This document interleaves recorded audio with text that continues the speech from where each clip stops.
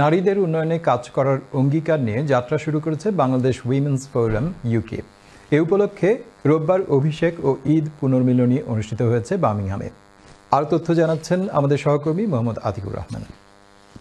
Birmingham তথা যুক্তরাজ্যের সকল নারীদের উন্নয়নে কাজ করতে চায় বাংলাদেশ উইমেন্স ফোরাম ইউকে।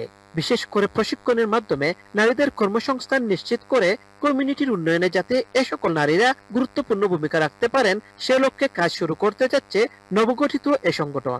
রোববার সংগঠনের আত্মপ্রকাশ উপলক্ষে আয়োজিত অভিষেক ও ঈদ পুনর্মিলনী অনুষ্ঠানে একথা জানানো হয়। সংগঠনের চেয়ারপারসন রওশন চৌধুরীর সভাপতিত্বে অনুষ্ঠানে প্রধান অতিথি হিসেবে উপস্থিত ছিলেন বার্মিংহামে নিযুক্ত বাংলাদেশের সহকারী হাই কমিশনার মোহাম্মদ আলিমুজ্জামান। বিশেষ অতিথি হিসেবে উপস্থিত ছিলেন British parliament member barrister Ayub Khan, councillor Ziaul Islam, councillor Mumtaz Begum. স্বাগত বক্তব্য রাখেন সংগঠনের সভাপতি নাজমা খালিক। বাংলাদেশের আপনার নবীন এবং প্রবীণ প্রজন্ম যে এক জায়গায় হচ্ছে, বাংলাদেশের কালচার, কবিতা, গান, নাটক, এই সবকিছুর মাধ্যমে আমরা যে একে অন্যের পাশাপাশি যাচ্ছি, এই বিশেষ আয়োজনের জন্য আমি উইমেন অ্যাসোসিয়েশনকে ধন্যবাদ জানাই।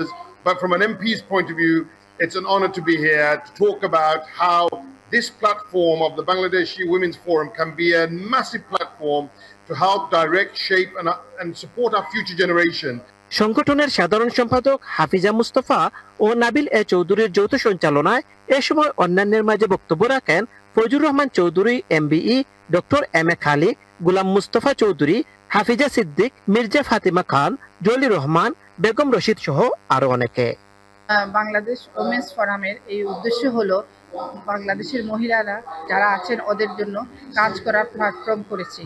এই দেশে যারা আছেন তারা যেন এই মেয়েদের হয়ে লেখাপড়া করেন, শিক্ষিত হন এবং ছেলে মেয়েদের ভালো আদর্শ শিখান।